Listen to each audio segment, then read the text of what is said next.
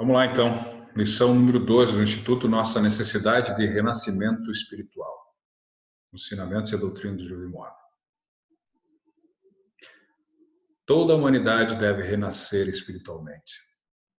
Nascer de Deus e ser mudado de seu estado decaído, carnal, sensual e diabólico. E se tornar uma nova criatura em Cristo Jesus. Tudo que era velho se fez novo. Essa é a promessa do batismo. Nós devemos nascer de duas maneiras, da água e do Espírito. E nem sempre é a mesma coisa. Nascer da água é fácil. Você é batizado por imersão por alguém que tem autoridade sacerdócio arônico, como tinha João Batista. Mas nascer do Espírito é um processo, não é um evento. Não acontece no mesmo dia. Nem tampouco no dia que você é confirmado por imposição das mãos e recebe o Espírito Santo. É um processo que você deve escolher cada dia. Quando você cede aos influxos do Santo Espírito e despoja-se do homem natural.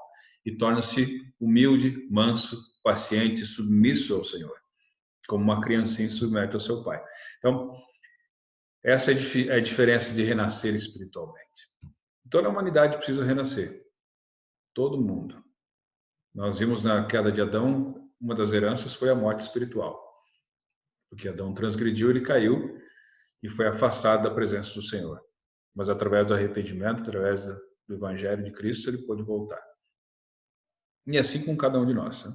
Então essa é a escritura base, né, do Mosias 3,19. Nós devemos estar dispostos a nos submetermos a tudo quanto o Senhor achar que nos deve infligir. Como disse o presidente Ezra T. Penson, você não pode fazer o que é errado e se sentir bem. É impossível. Embora as escrituras falam que os iníquos terão alegria em suas obras por um tempo, mas em breve vem o fim. Porque se lê Isaías, tem muita gente perguntando, quem nos vê e quem nos ouve? E suas obras são as secretas, as escuras, as escondidas. Mas o Senhor conhece cada pensamento. Não tem como esconder nada dele. Né? Então é isso que disse o profeta. Não dá para fazer uma coisa errada e se sentir bem. A própria consciência nos ensina isso. Temos mais 2 discursos que são aconselháveis que se leia junto com essa aula. A expiação e a jornada da mortalidade e nascer de novo, dos apóstolos Bednar e Christofferson. Muito bem, então vamos lá. Por que é impossível ser feliz ao escolher o que é errado? Então, Alma 41, do 10 ao 11, ensina, quando Alma ensinou para o seu filho, não penses que por ter sido falado acerca de restauração, serás restituído do pecado para a felicidade. Eis que te digo que iniquidade nunca foi felicidade. E agora, meu filho, todos os homens que estão num estado natural, ou em outras palavras, no estado carnal, encontram-se no fel da amargura e nos laços da iniquidade. Vivem sem Deus no mundo. E seguiram caminhos contrários à natureza de Deus. Por conseguinte, estão no estado contrário à natureza da felicidade. Muito bem, então nós vemos muitas coisas por aí. As pessoas buscam felicidade na iniquidade, fazendo o que é errado. Podem ter alegria por um momento, ao se entregar aos seus vícios, às suas paixões. Mas conforme a vida passa e os anos se acumulam sobre a tua cabeça, quando se olha para trás, sentimentos de culpa, de responsabilidade por o que podia ter sido feito, o que não deveria ter sido feito. Alguns ensinamentos dos últimos dias, as pessoas dizem, eu só me arrependo do que eu não fiz. O que não deixa de ser verdade. Dos dois lados da moeda, né? Você só se arrepende daquilo que você não fez. Se você deixou de fazer o bem, você vai se arrepender também. Então, quais são alguns dos enganos que Satanás usa para nos convencer de que quebrar os mandamentos leva à felicidade? Ninguém está vendo, faz aí, todo mundo está fazendo. Não tem problema, você tem que ser aceito, você tem que se enturmar. Antigamente, para um homem ser homem, tinha que fumar. Né? Isso vem muito da cultura, vem muito da tradição local. E vem muito, às vezes, nem tanto da capacidade espiritual, ou talvez até intelectual da pessoa. Espera aí, ela analisar, por que eu preciso disso? Às vezes as pessoas sucumbem à moda, por exemplo, né? ela anda na panca, né? Sempre bonito, mas em casa está devendo luz, água, cheia de goteira, né? A mãe lá doente, sem remédio. Então as pessoas vivem de aparência. Nem sempre isso é felicidade. Então Abinadi já ensinava isso no capítulo 16 de Moisés. Então vamos olhar quais as palavras e frases que Abinadi usou para descrever o estado decaído da humanidade, quando ele falou para os sacerdotes iníquos de Noé. E então os ímpios serão expulsos e terão motivo para uivar e chorar e lamentar-se e ranger os dentes. Já viram uma pessoa rangendo os dentes? Com raiva? Isto porque não deram ouvidos à voz do Senhor. Portanto, o Senhor não os redime. Porque eles são carnais e diabólicos e o diabo tem poder sobre eles. Sim, aquela velha serpente enganou nossos primeiros pais, que foi a causa de sua queda, que fez com que toda a humanidade se tornasse carnal, sensual, diabólica, distinguindo o mal do bem, sujeitando-se ao diabo. Assim toda a humanidade estava perdida, e eis que estaria para sempre perdida se Deus não houvesse redimido o seu povo do estado de perdição e queda. Lembrai-vos, porém, de que aquele que persiste em sua própria natureza carnal e segue os caminhos do pecado e da rebelião contra Deus permanece em seu estado decaído, e o diabo tem todo o poder sobre ele. Portanto, permanece como se não tivesse havido redenção, sendo inimigo de Deus e também o diabo inimigo de Deus. Então, qual é o significado de persiste nesse versículo 5 aí? Você persiste na sua própria natureza carnal, você insiste em não mudar. Você persiste nos mesmos erros, nos mesmos pecados. Você persiste em não usar o teu arbítrio para controlar os teus pensamentos, as tuas palavras, os teus impulsos, os teus vícios. Você se entrega a eles. O caminho do discipulado é estreito e apertado. É um caminho que segue em linha reta diante de nós. Você não se desvia nem para um lado nem para o outro. Não são veredas tortuosas, como se diz por aí. Para você persistir, você simplesmente não dá ouvidos às palavras do Senhor. Que a Escritura fala que nós receberemos a recompensa do Espírito ao qual nós desejamos obedecer nessa vida. E nós obedecemos ao Espírito do Senhor ou ao Espírito do diabo. Muitas vezes é o que vem da nossa própria cabeça, mas ele sempre está à mercê desses dois. Porque nós não adquirimos conhecimento sozinhos. Nós estamos nesse mundo já inseridos nesse contexto e muita coisa nós herdamos. Herdamos como conhecimento da humanidade. Caso você nascesse no meio do mato, sozinho, lá sem civilização, sem princípios, sem conceitos, o Senhor teria outras maneiras de te ensinar. E o diabo também. Você não estaria livre dos dois. Você estaria livre do convívio social, mas você ia continuar tendo oposição. Fosse oposição através do meio ambiente, das coisas, das ervas daninhas, das coisas que você ia ter que lutar contra o tempo, as intempéries, para você plantar, para você sobreviver, quanto os seus próprios pensamentos.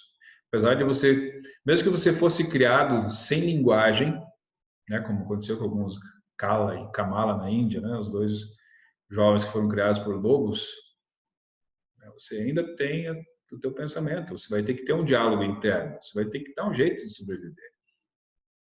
E a luz de Cristo vem a todos os homens. Todas as pessoas nascem com a luz de Cristo, que já é de certa forma, um conhecimento do bem e do mal. Não tão específico quando você recebe o mandamento, mas você já tem uma pequena noção. Agora, quando você aprende através das Escrituras Sagradas, através de um profeta, de alguém autorizado para ensinar pelo poder do Espírito, você tem uma opção maior para poder escolher. E aí você pode dizer se você vai persistir na tua natureza carnal ou não. Rebelião contra Deus, né? Se rebelando. O que possibilita que sejamos redimidos do nosso estado pecador e decaído? É fazer o contrário. É ceder aos influxos do Santo Espírito. E para você ceder, você tem que ser humilde, paciente, você tem que suportar a agressão dos outros, suportar que muitas vezes os outros vão querer vencer os teus argumentos, você pode escolher em todas as coisas. O nosso trabalho na mortalidade, nosso maior trabalho é aumentar o espaço entre o estímulo e a resposta. É aí que nós temos a nossa escolha. Às vezes você é tão automático que você já responde, já reage. Não pensa, já cabeça quente. 880. Mas tem uma diferença entre reagir e dar uma resposta, como nós vimos lá. Em termos de conhecimento espiritual, você pode aprender mais. Tá? Muito bem. É isso aí, então vamos lá. O que você pode fazer para ceder mais plenamente ao influxo do Santo Espírito? O que é um influxo? Ele vem, como diz lá em Reis, né? Ele vem na mansidão. O Senhor não está no turbelinho, no furacão, no barulho, no tumulto. Ele é uma voz mansa e delicada. Ele vai dando influxo, vai falando lentamente para você. Mas como você pode ceder a isso? Normalmente você recebe uma inspiração, uma coisa que você tem que fazer ou pensar, você tem que agir sobre ela. Quanto mais você age, mais você recebe. Que atributo de uma criança citado em Mosias 3,19 você precisa desenvolver?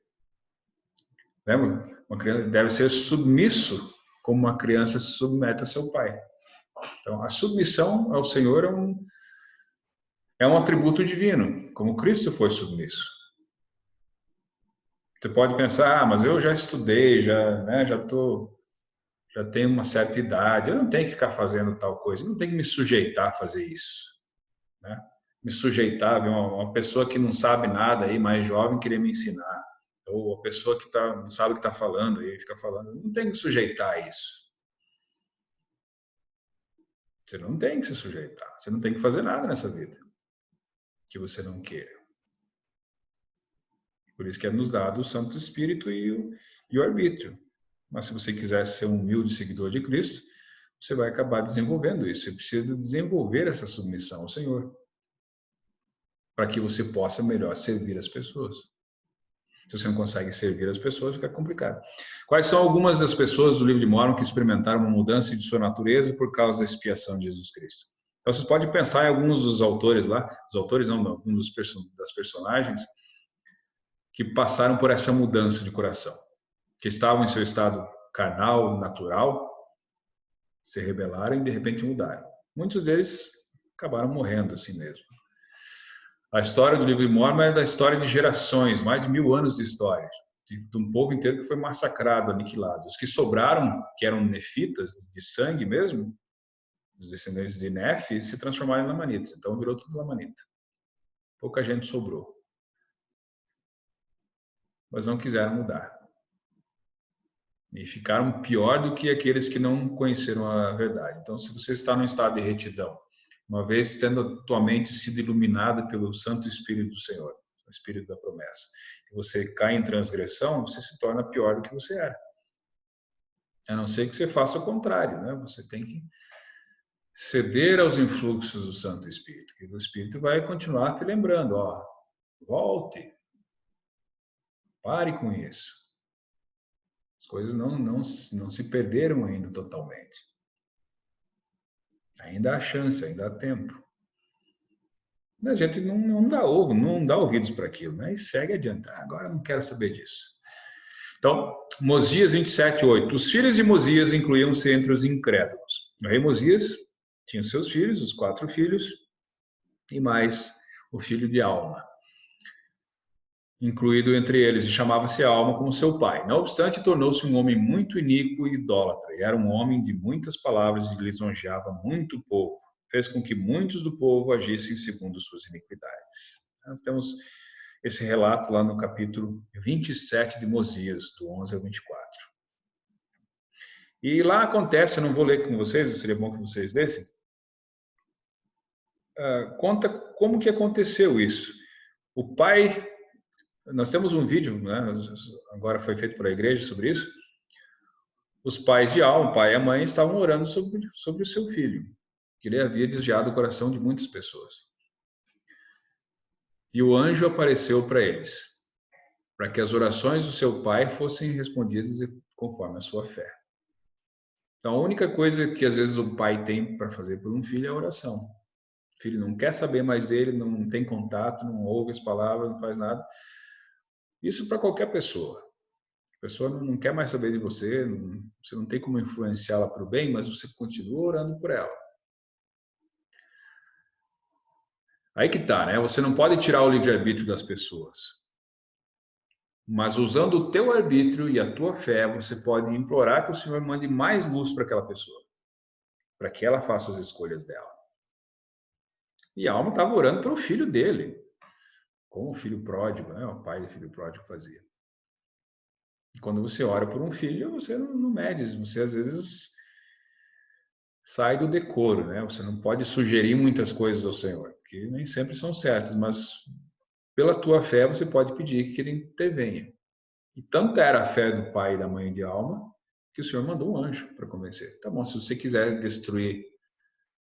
se destruir a si mesmo, tudo bem. Agora você não procure mais destruir a igreja de Deus. E aí ele caiu por terra. Então são várias as representações que a gente tem. Pessoas tentam retratar por pintura, né? Essa aparição do anjo, a alma e os filhos de Mosias. Ele falou com uma voz de trovão e a terra toda tremeu diante deles. E eles tiveram certeza que eram enviados do Senhor. Veio para convencer do poder de Deus. Essa aqui é a parte do vídeo novo que a igreja fez. Né? E aí, nós temos o relato de alma depois disso. Né? Que palavras e frases nesses versículos ajudam a definir o que significa nascer de novo. Depois que a alma caiu por terra, ele ficou não conseguia falar, não conseguia se mexer.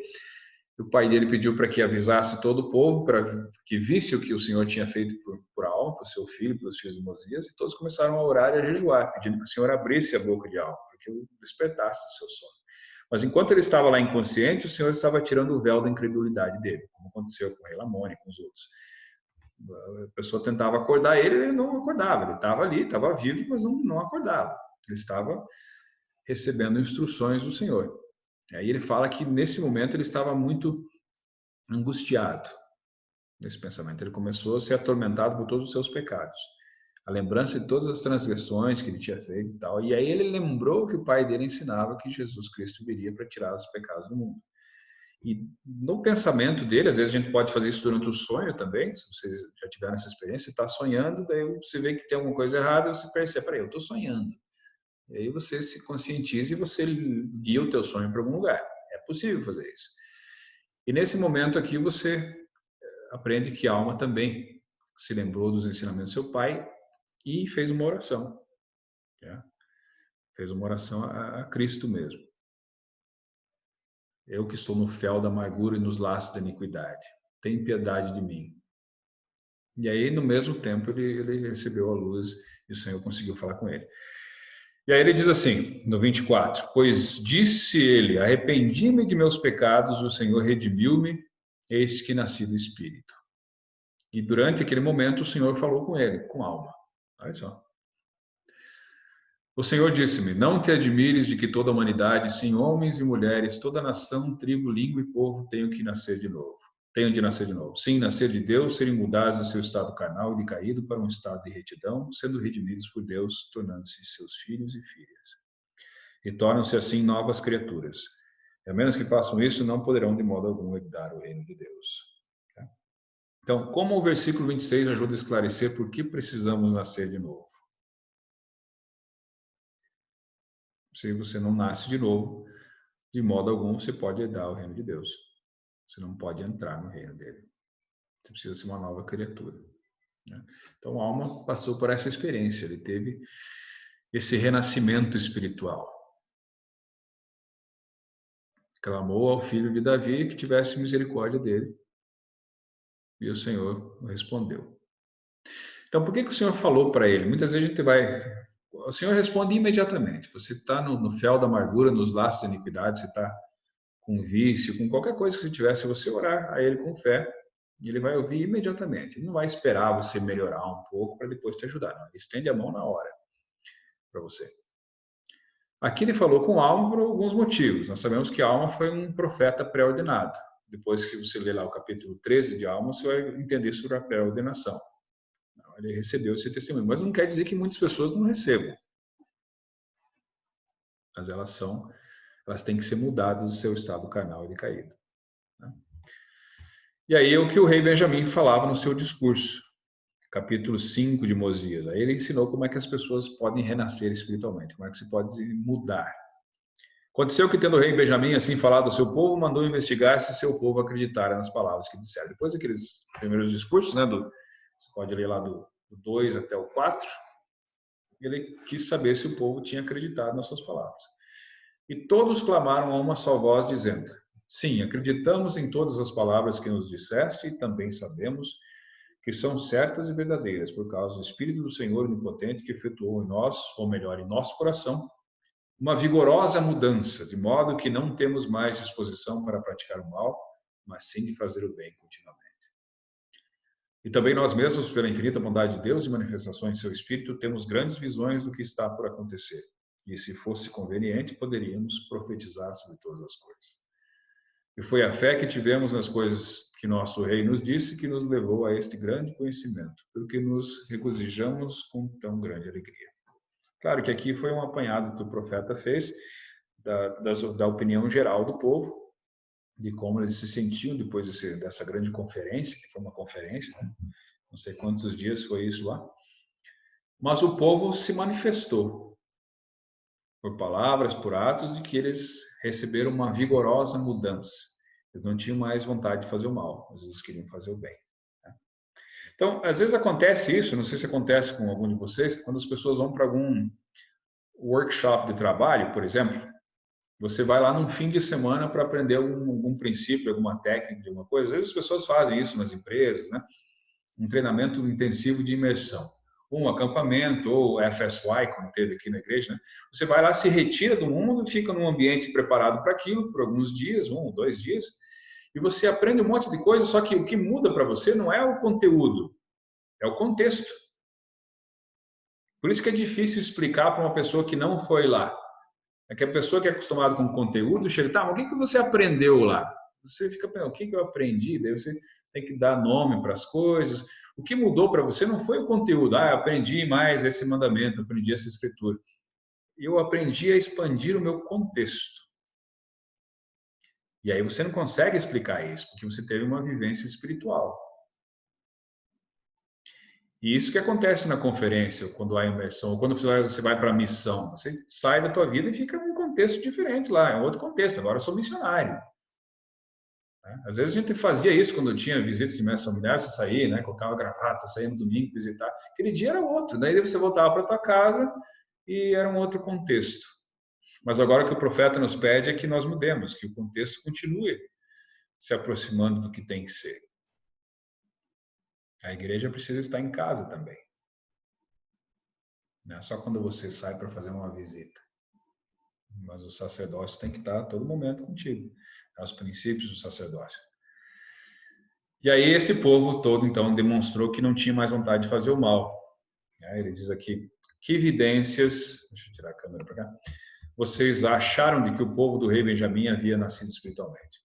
Olha lá, eles estavam dispostos a fazer um convênio com Deus. E cumprir a sua vontade, obedecer seus mandamentos em todas as coisas que ele nos ordenar para o resto de nossos dias, a fim de que não recaia sobre nós um tormento sem fim, como foi anunciado pelo anjo, e não bebamos do cálice da ira de Deus. Esse discurso veio direto de um anjo para o rei Benjamim. Na véspera, ele falou, um anjo na noite passada me trouxe esse discurso.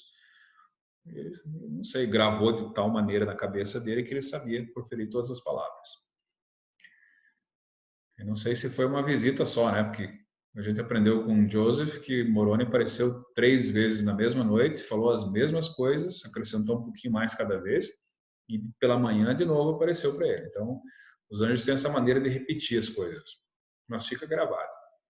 Então, o rei Benjamim aprendeu diretamente de um anjo. Quem era esse anjo, não sabemos, mas sabemos que era alguém dessa terra. E sob esse nome vós sois libertados, e não há qualquer outro nome por meio do qual podeis ser libertados. Não há, o nome de Cristo, né? Não há qualquer outro nome pelo qual seja concedida a salvação. Aí pula do 5 para o 8, né? Quisera, portanto, que tomasseis sobre vós o nome de Cristo, todos vós que haveis feito convênio com Deus de seres obedientes até o fim da vossa vida. Então, esse é o convênio que se faz no batismo, que até o fim de nossa vida mortal nós permaneceremos fiéis aos seus mandamentos. Você caiu, você levanta de novo, até o fim dos dias. Não é como algumas pessoas pensam, né? Você, na hora da morte, você diz que aceita Jesus, você está salvo. Não é assim que funciona. Você precisa demonstrar por arrependimento e por boas obras de que você teve uma mudança no teu coração. Quando você muda o teu coração, você muda o teu proceder. Você muda os teus pensamentos, tuas palavras, os teus atos. E você já não tem mais a disposição de praticar o mal, mas de praticar o bem. Porque depois, se você morrer ali, você vai para o mundo espiritual, você vai ter outro tipo de obras lá. Não sei exatamente, vai ser muito mais difícil de você dominar algumas coisas lá. Se você tinha vícios, por exemplo, que nessa vida você não conseguia dominar, lá você vai ser muito mais difícil. Como é que você vai controlar o vício do cigarro ou da bebida se lá você não tem um corpo físico? Mas ele continua na tua cabeça. O vício com a pornografia também acontece. As pessoas estão velhas já não tem um corpo, não consegue nem andar direito, mas na cabeça dela ela continua viciada. Porque ela não teve uma mudança. Você deve se desapegar dessas coisas. Não importa a tua idade, se você é novo, se você é velho, as crenças devem ser tiradas, os rebites lá, né? Como diz na seção 123. As tradições iníquas. Né? Muito bem, então aqui nós temos mais uma declaração do Elder Bednar. Notem que a conversão descrita em Mosias 5 é vigorosa, não é superficial. É um renascimento espiritual e uma mudança básica no que sentimos e desejamos, no que pensamos e fazemos e naquilo que somos. Na verdade, a essência do Evangelho de Jesus Cristo implica uma mudança fundamental e permanente em nossa própria natureza. Mudança essa somente possível por meio de nossa confiança nos méritos e misericórdia e graça do Santo Messias. Vai levar tempo para você perceber. Se um dia você se surpreender pensando a respeito de alguma coisa de uma maneira diferente como você pensava, nossa, como que eu não me incomodei com isso agora? Engraçado, né? Eu sempre me incomodava, hoje não. Opa, você está mudando. Nossa, eu podia, se fosse um tempo atrás, eu já tinha feito isso. Hoje já não. Então você está progredindo, você tá mudando, são passos lentos. Como se falou antes, né? Não é um evento, é um processo. Renascer espiritual é um processo. Todo dia você deve fazer um pouquinho.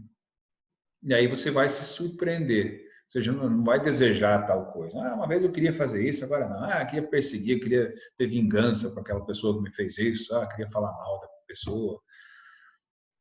Hoje não. Hoje você está diferente. Porque você escolheu ser diferente.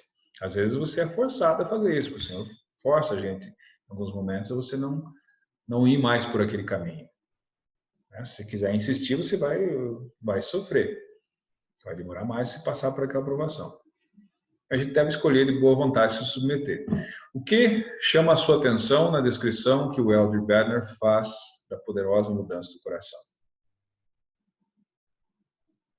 Que ela não é superficial. Ela não é de aparência. Ela não é só para você postar uma foto lá, olha a minha mudança, tira uma foto, pá, e volta, tira a tua máscara e continua sendo quem você sempre foi. Não é isso. É uma mudança vigorosa. É de dentro para fora. As pessoas tentam mudar o comportamento humano. Né? As pessoas vão lá, mudam uma favela, né? Tira a favela da cidade. Cristo tira a favela de dentro da gente. Aí você muda o teu ambiente. Por mais que você seja escravo dos teus hábitos, como muitos estudiosos dizem, então você precisa criar bons hábitos e ser escravo deles. O hábito de sempre se arrepender, o hábito da oração, o hábito de suas escrituras, o hábito de ouvir sem julgar, o hábito de falar coisas boas, o hábito de não criticar as pessoas, por mais que você tenha razão. São hábitos que você precisa desenvolver. É colocar o evangelho em ação. E aí você vai fazer com que essa coisa não seja superficial, que ela seja uma coisa natural. Mosias 5:7. E agora, por causa do convênio que fizeste, sereis chamados progênie de Cristo, filhos e filhas dele, porque eis que neste dia ele vos gerou espiritualmente. Pois dizeis que o vosso coração se transformou pela fé em seu nome. Portanto, nasceste dele e vos tornaste seus filhos e suas filhas. Então, de que maneira nós nos tornamos filhos e filhas de Cristo? Como diz lá o Abinadi, nós somos a progênie de Cristo. Os filhos dele são os profetas, são os que guardam os seus mandamentos. Ele nos gerou espiritualmente. Nosso Pai, como se fosse... existe o Pai dos nossos espíritos, que também é o Pai de Cristo, que é o Pai de todos nós. Mas nesse caso ele ficou como... Existe uma comparação, vamos fazer uma comparação aqui que não é a altura, mas talvez ajude a compreender, né? Se você pega pessoas que estudaram um campo específico e fundaram aquele campo, William James é considerado o pai da psicologia moderna. Horácio era o pai da medicina, né? O pai da biologia, o pai da filosofia, o pai disso, o pai daquilo.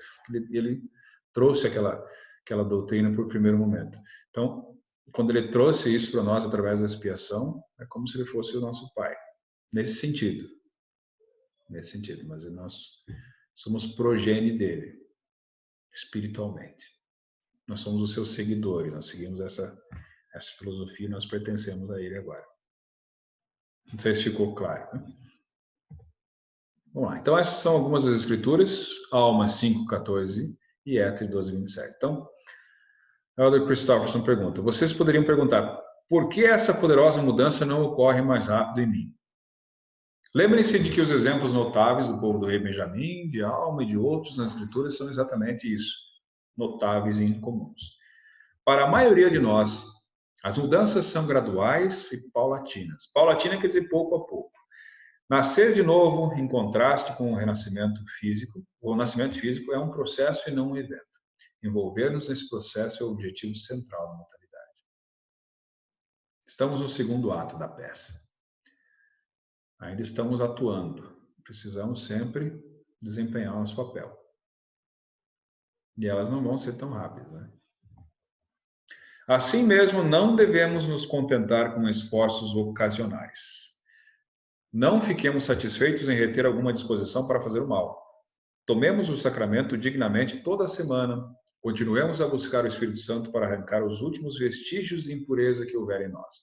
Testifico que se vocês perseguirem na trilha do renascimento espiritual, a graça da expiação de Jesus Cristo lavará seus pecados, e as manchas deles, as tentações perderão o fascínio, e por meio de Cristo vocês serão santificados, assim como Ele e o Pai são santos. Você tem que se indignar com algumas coisas que você faz ou deixa de fazer, e continuar e tomar uma atitude. Então, por que nascer de novo é mais um processo que um evento? Que é isso, nascer do Espírito leva tempo. O vento sopra de um lado e para o outro, né? Ninguém sabe de onde vem nem para onde vai. Assim também é aquele nascido do Espírito. Quando Nicodemos perguntou aquilo ao mestre, né? Rabi, como que um homem vai nascer de novo? Porventura pode voltar a entrar no ventre de sua mãe e nascer de novo? Eu não entendi. E o Senhor falou que aquele que não entrar não pode, aquele que não nascer de novo não pode entrar, e aquele que não nascer de novo não pode ver o reino. São duas coisas que a gente tem que aprender aí. Uma coisa que leva tempo. É de acordo com a tua capacidade e o teu empenho.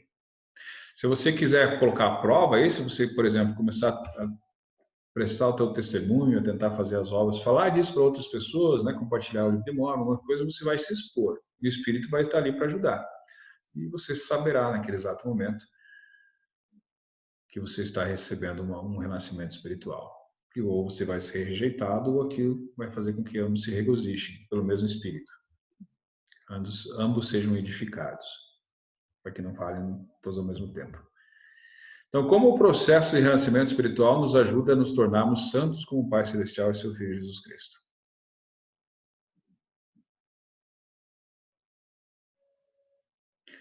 Você vai deixando de lado os pecados que tão facilmente te envolvem, que te distanciam, que te distraem. Existem muita coisa para se distrair nesse mundo. Muita coisa boa que já foi inventada. Devido à vida moderna, nós temos facilidade para tudo. Você não precisa levantar, sair caçar animais na floresta, como fazia Enos, para fazer o almoço. Às vezes você nem volta para o almoço, você volta só à noite. Hoje não, você tem o mercado, você tem televisão, você tem internet.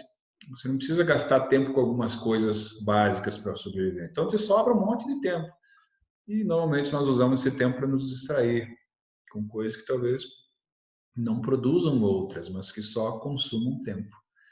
Entre consumir tempo e aproveitar o tempo para alguma coisa, são conceitos diferentes de Carpe Diem. E cada um sabe o que é produtivo. Temos os dois conceitos de tempo, o cronológico e o psicológico, o Kairos, né, e o Cronos. Tem dias que parece que passa rápido. Nossa, como passou hoje, né? Como passou essa aula, como passou esse trabalho. Você estava tão envolvido com aquilo, tão bom que era, que você não percebeu aquilo. Só que na vida inteira não dá para dizer isso, né? A não ser naquela escritura de Nefe que diz: nossa, a vida passou diante de nós como se fosse um sonho. Vagantes lá, né? Como se fosse num deserto. Quando o Nefe estava no deserto, era como se fosse um sonho. Passou rápido. Mas eles estavam empregados, estavam comprometidos na causa do Senhor. Não estavam somente envolvidos. Né? Se envolver e se comprometer é diferente. Então, como é que você acelera esse processo? Né? Tem aquela história da galinha e do porco. Né? Os dois queriam salvar uma cidade que estava morrendo de fome. A galinha teve uma ideia: vamos salvar a população da fome. Eu dou os ovos e você dá o bacon. Aí o porquinho pensou: peraí, né? Você está se envolvendo, mas eu estou me comprometendo. Queria ter que dar a vida para poder alimentar. E em termos de renascimento espiritual, a mesma coisa. Você precisa se comprometer, não tem volta. É como os primeiros colonizadores da América. Eles tacavam fogo no barco, não tinha como voltar. Mas a gente vai ficar aqui pronto. Ao vós que embarcais no serviço de Deus, vede que o sirvais com todo o poder, mente e força, para que vos apresenteis sem culpa perante Deus no último dia. Então, embarcar no serviço do Senhor é colocar os dois pés. É viver no mundo sem ser do mundo. Então, você tem que abandonar aquela casinha de campo lá na Babilônia. Você tem que se mudar para Sião. Ah, tem uma casinha de praia lá, né? Fim de semana eu vou na igreja. Dia de semana não preciso fazer isso. Nas férias também não vou fazer isso. Como o profeta falava, né? Você tem que ser um só, você precisa ser íntegro em todos os momentos. E quando você se perceber fazendo isso, porque ninguém está olhando, o que você faz quando ninguém está olhando? O Senhor está olhando. Os teus antepassados estão olhando. Os que já faleceram, né? Estão lá orando por você para que você escolha, que você siga adiante, para que você possa levar também a redenção para eles. Porque daqui a pouco é você que vai estar lá, e daí você vai olhar, podia ter feito mais, né? Mas olha, o poder capacitador de Deus que possibilita aos homens e às mulheres alcançarem bênçãos nesta vida e obterem a vida eterna e exaltação após terem exercido fé, se arrependido e feito tudo ao seu alcance para guardar os mandamentos. Tal auxílio ou força divina vem pela misericórdia e o amor de Deus. Todo ser mortal necessita da graça divina, por causa da queda de Adão e também por causa das fraquezas humanas.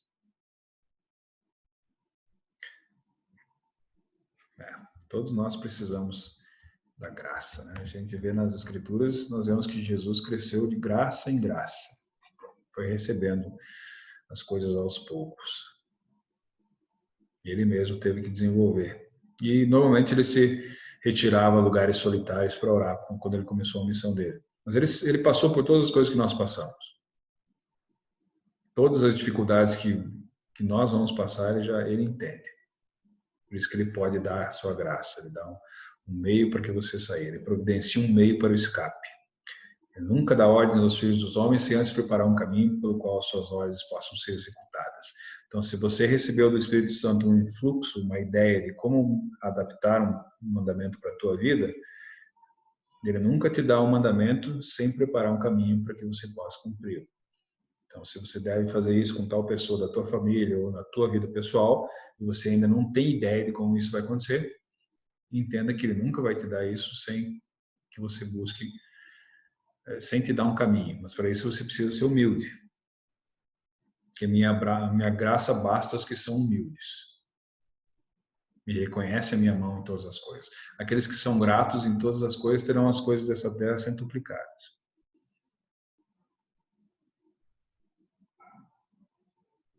Então, são várias coisas que a gente precisa aprender para nascer espiritualmente. Mas viver sozinho até é uma maneira talvez mais fácil. Os profetas são meio solitários nesse sentido. Mas nós devemos ser testemunhas de Deus em todos os momentos, em todos os lugares que nos encontramos. Isso faz parte do convênio também. Não com arrogância, com soberba, para querer achar que você é melhor, ou forçar a crença nos outros, como se fosse um prego lá, né? Mas você deve dar o exemplo. Então, o Elder dos 70 diz o seguinte: portanto, se tiver problemas na vida, não suponha que haja algo de errado com você. A luta para vencer esses problemas faz parte da própria essência do propósito da vida. Ao chegarmos a Deus, Ele nos mostrará nossas fraquezas e por meio delas nos tornará mais sábios e mais fortes. Se você estiver percebendo um número progressivamente maior de fraquezas em si mesmo, isso significa que se está aproximando cada vez mais de Deus e não se afastando. Quanto mais você acha que sabe, mais você percebe que você não sabe nada. Quanto mais você acha que está servindo ao Senhor, mais você vê que você pode fazer mais. Mas essa vida é o suficiente para você se arrepender e fazer isso. Então, todos nós temos fraqueza, todos nós vamos errar. Então, às vezes não é culpa tua. Você deve orar para que o Senhor te dê forças, te dê a graça para que você consiga vencer isso. Passar por esses desafios. Então, por que é importante reconhecer as nossas fraquezas? Primeiro, para você desenvolver a humildade. É mais fácil reconhecer a fraqueza nos outros, o erro nos outros, do que em si mesmo. Então, com o passar do tempo, você consegue aprender isso. Às vezes as pessoas vão dizer para você que você está errado. O profeta Joseph falava assim: quando alguém me critica, eu presto atenção, vejo se tem algum fundamento, e se tiver alguma coisa que eu preciso mudar, eu vou me arrepender, vou mudar, eu vou pedir desculpa para aquela pessoa naquilo. Então é bem difícil fazer isso. Mas você deve buscar. Então, na opinião de vocês, o que significa a frase "e minha graça basta a todos os que se humilham perante mim"? Exatamente. Todos os que se humilham perante o Senhor recebem a sua graça. E Ele vai batalhar as suas batalhas, vai ajudar você, não vai deixar você sozinho. Eu virei até vós, não os deixarei sós. O que podemos fazer para não ficar desanimados quando reconhecemos nossas fraquezas? Aí que tá, né? Cada um vai achar um jeito de se motivar, de se automotivar. Muitas vezes o Senhor vai chamar você de volta, muitas vezes Ele não vai fazer nada. Vai esperar você voltar. Vai te chamar, não sei. O que você pode fazer para não ficar desanimado? Que você vai ficar desanimado. Como nós vimos em lições passadas, você não recebe a recompensa imediatamente pelo que você faz de bom. E você também não recebe imediatamente a punição pelo que você faz de errado. Caso fosse assim, você se cuidaria ao máximo. Se você faz uma coisa errada e imediatamente é punido, castigo, então peraí, não vou fazer isso. Ou você é abençoado, beleza, vou fazer porque eu quero mais bênção, mas não porque você quer servir o Senhor. Não porque você quer se desenvolver. A ausência da recompensa desenvolve o caráter. Então, cada um tem que achar uma maneira de seguir. A maneira talvez mais simples seja o próprio exemplo de Cristo. Como que ele fazia isso? Se nós pensarmos, como é que ele se motivava para continuar fazendo as coisas certas? Ele sabendo que ele não podia pecar, e até o fim ele foi. Até o fim. Ainda pediu, né? Se for possível, passa de mim esse cálice. Mas não seja como eu quero, mas como tu queres. Aí ele orava, voltou lá, vamos lá de novo. Vamos terminar isso, não está terminado. Até terminar os preparativos para os filhos dos homens.